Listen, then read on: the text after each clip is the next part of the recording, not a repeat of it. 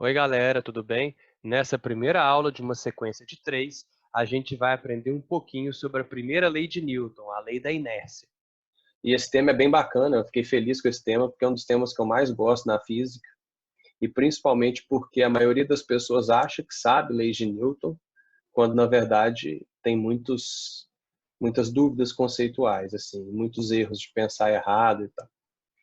Então, primeira coisa, quem quiser conhecer mais, né, mais um pouquinho da história do Newton e tal, eu já vou deixar aqui uma eu vou deixar aqui uma sugestão, tá? Que é o terceiro episódio da primeira temporada de Cosmos, que é Quando o Conhecimento Venceu o Medo, que conta a história de vários cientistas, do Halley, do Hooke, do Newton, e mostra como que o Newton chegou na primeira lei, nas leis de Newton dele, e fez um dos livros mais importantes para a humanidade até hoje.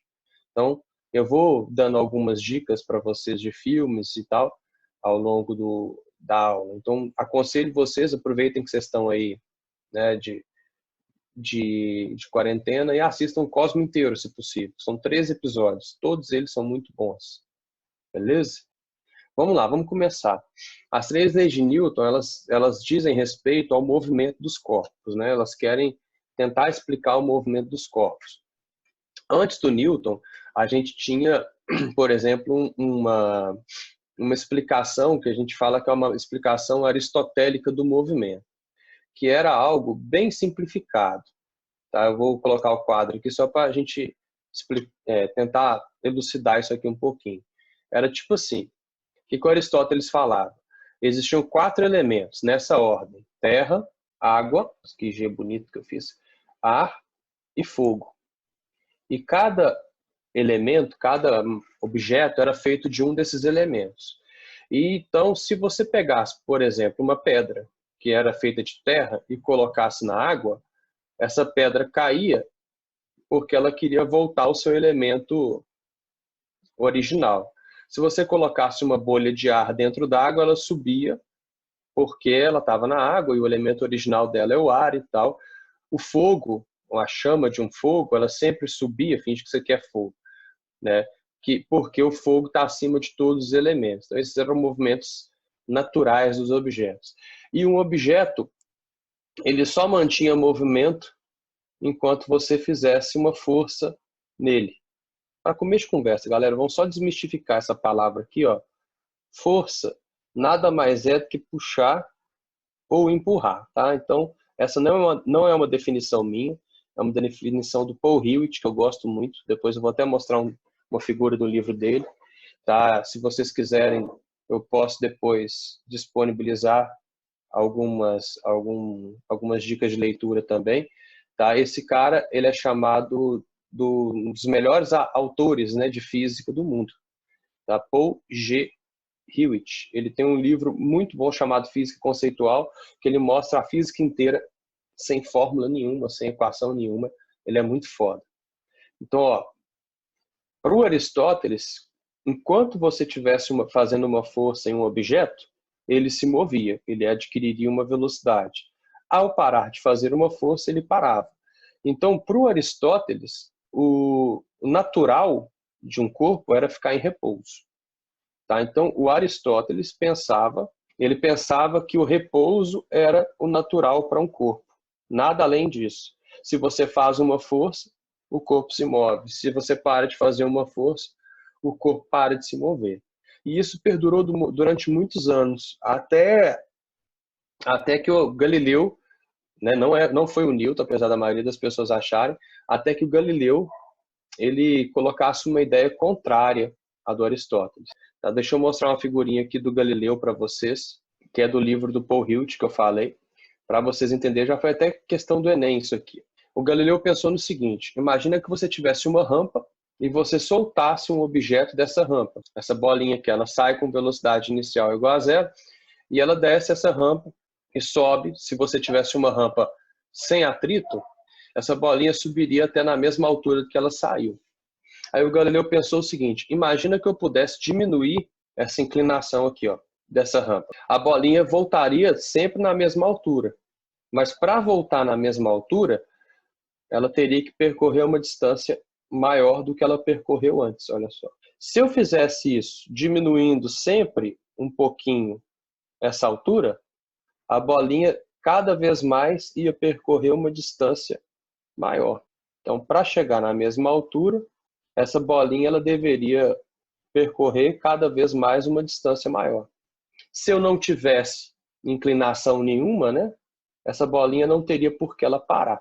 Se cada vez que eu diminuo essa inclinação ela anda uma distância maior, sem inclinação ela não pararia nunca. Então, o Galileu pensou o seguinte: olha, o repouso realmente é um estado natural do objeto, né? Se um objeto está parado, não tem por que ele começar a se mover do nada, né? Está parado, vai continuar parado e não vai começar a se mover do nada. Porém, o movimento, mais particularmente o movimento retilíneo uniforme, ele também é um estado natural de um objeto, de movimento de um corpo. Se um corpo está se movendo com uma velocidade constante, não tem por que ele parar de se mover do nada. Não tem por que no dia a dia um objeto parar de se mover do nada, né? A gente tem no dia a dia o problema da força de atrito. O que é a força de atrito? É uma força contrária à movimentação dos objetos. Então os objetos param de se mover porque existe atrito. Se a gente não tiver atrito, ele não vai parar de se mover. Por exemplo, uma sonda espacial, né? Você pega lá, por exemplo, a Voyager, que é o objeto que saiu do sistema solar, um objeto construído pelo ser humano que já deixou o sistema solar. Vocês acham que esse objeto tem? Você acha que esse objeto aqui tem combustível para continuar se movendo para sempre? Lógico que não. Ele foi colocado em movimento e ele vai continuar se movendo enquanto ele não trombar com alguma coisa.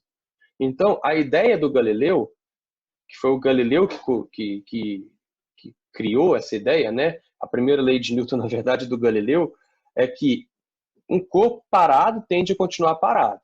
Porém, um corpo em movimento tende a continuar em movimento, a não ser que alguma força o pare, né? Então, assim, tanto o repouso quanto o movimento, na ideia do Galileu, que é a ideia da inércia, são condições naturais de um corpo existir, né? A gente decora no segundo grau assim: um corpo em movimento tende a continuar em movimento a não ser que uma força o pare. Um corpo parado tende a continuar parado a não ser que uma força o coloque em movimento. Mas inércia basicamente é a tendência de manter o estado que eu estou. Então é a tendência de ficar ou em repouso ou em movimento retilíneo uniforme. Se ninguém me encher o saco, se ninguém for lá exercer uma força, me puxar ou me empurrar, ou eu vou estar em repouso ou eu vou estar em movimento retilíneo uniforme. Não existe outra condição. A condição de inércia, ela diz que um corpo livre, um corpo sem ação de força externa, ou ele está em repouso ou ele está em MRU. E o inverso também é verdade. Tipo assim, se ele não está em repouso ou se ele não está em MRU, é porque existe uma força externa atuando sobre ele. Entenderam? Então, a primeira lei de Newton, que é a lei da inércia, ela afirma basicamente isso. Um corpo parado tende a continuar parado, né? Se ele não tiver parado, se ele começar a se mover é porque tem uma força externa. E um corpo em MRU tende a continuar em MRU. Se está fazendo curva, se está aumentando a velocidade, se está fazendo movimento circular, se ele parou de se mover durante um tempo e tal, é porque existe uma força externa atuando sobre o corpo. Certo? Então, deixa eu mostrar aqui uma figurinha bem bacana de um experimento que dá para vocês fazerem na casa de vocês aí, que é, o cara pega, coloca uma moeda e um cartãozinho em cima de um copo. Ele puxa o cartãozinho bem rapidamente e a moeda cai dentro do copo, ela não anda junto com o cartãozinho. Por quê? Porque a tendência da moeda é permanecer parada. Quando você puxa o cartão muito rapidamente, você não transfere esse impulso, né, causado, essa variação de quantidade de movimento, de velocidade, desculpa, a gente não falou de quantidade de movimento ainda. Você não transfere essa força para a moeda, porque você puxa muito rapidamente, e a tendência da moeda é continuar parada.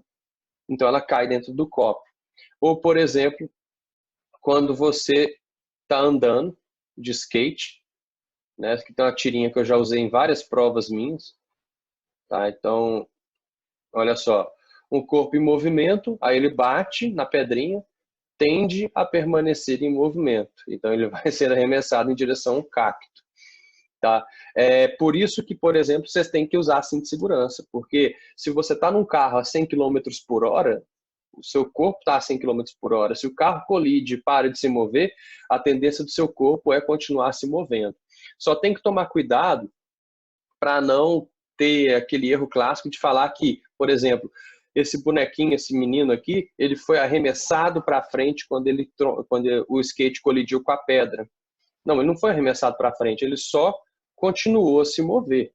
Nada além disso. A tendência dele era continuar se movendo. Só isso.